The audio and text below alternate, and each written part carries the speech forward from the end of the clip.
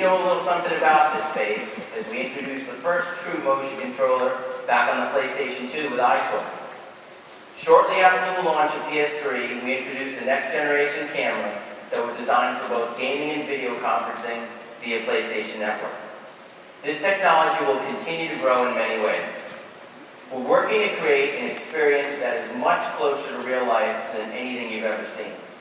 I'd like to invite Dr. Richard Marks and Anthony Mikhailov, creative forces behind the PlayStation Motion Controller, to help show you a bit of what I'm talking about.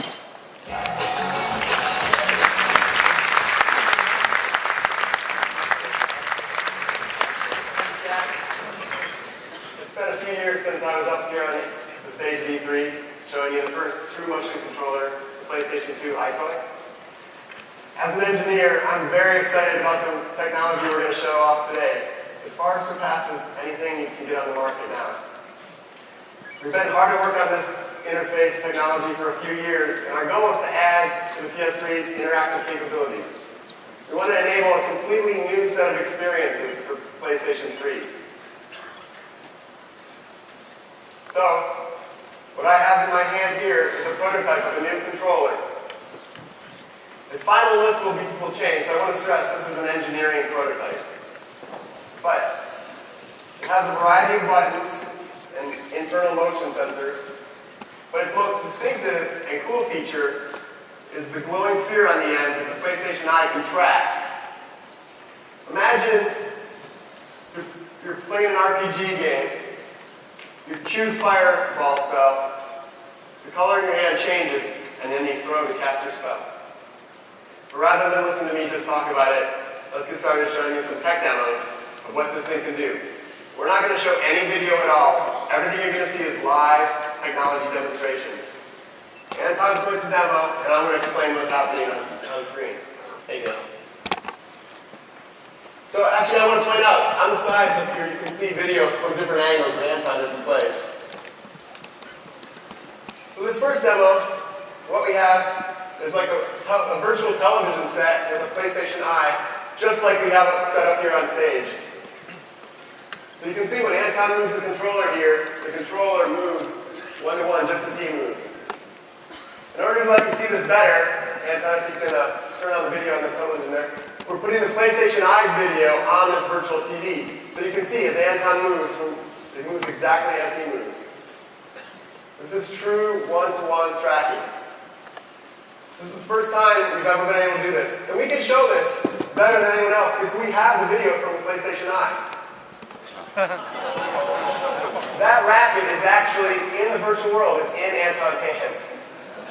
It's still hard. So, of course,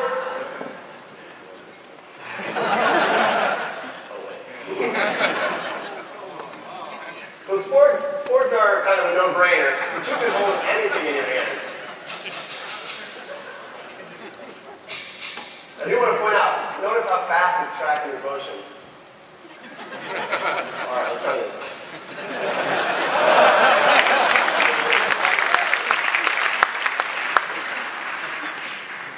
What? You know, so, weapons are always good. Especially large ones. So my son loves this demo, actually. You can imagine if he could be Ratchet and he could hold Ratchet's weapons in his hand while he plays.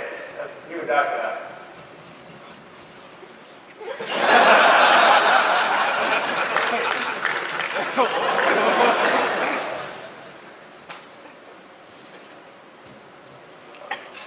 Okay, we have a flashlight now. Notice we have true 3D pointing. You can move around and point from any position or angle here. Okay, the flashlight's pretty cool, but do you have anything with a little more firepower, maybe? A phone dart? A shotgun. More firepower. Now we're talking. Old Resident Evil. So, of course, the PlayStation, this new controller, and motion control in general, people have thought are more of a casual experience. And we expect very great casual experiences. But we also want to enable some more gamers games. We think that'll be a great use of this controller too. So if you want to switch to first-person shooter mode, Anton can actually move around the room and point and shoot things. Anton's so good right now. We learned from iToy that buttons are needed for some experiences. There's some experiences you can do without them, but some experiences there's just no other way to do. There's really no other way to do this without a trigger. It just wouldn't feel right. Okay, so let's see what, anything else? No.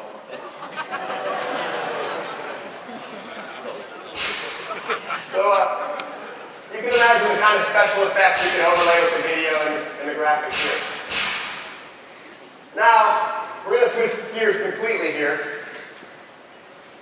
This next demo, it may look simple, but it's one of the hardest things to do precisely.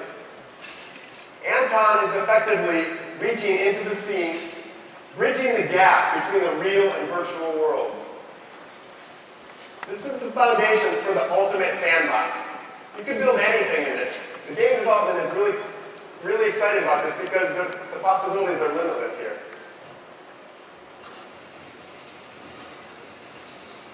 Another thing that's really difficult to do in a virtual world is drawing. And in particular, writing requires extreme precision. The tip of that pencil Anton's using is being tracked at sub-millimeter accuracy.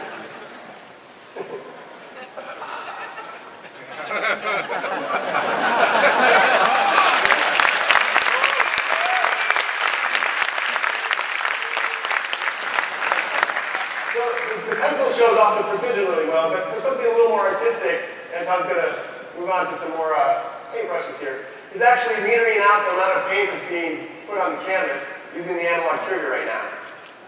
Nice.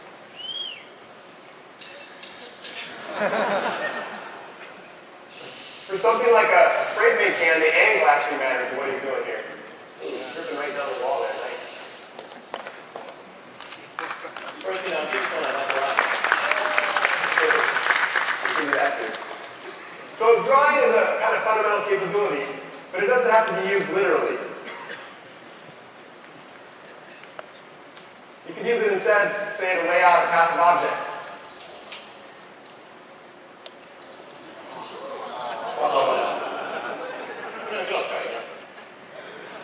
Better. Other things that use drawing are selection. Selection is one of the keys to something like a real-time strategy game. Finally, we have an interface on a console that lets us do real-time strategy.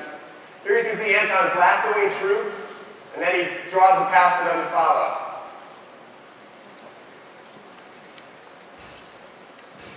You can imagine using this for other kinds of games, like football. You can draw out the route for a wide receiver to follow.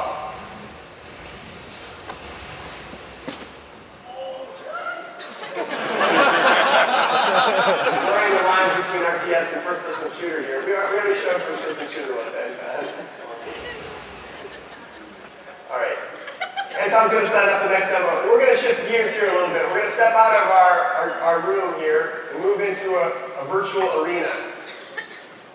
I'm going to show you some character control, actually. So as you can see here,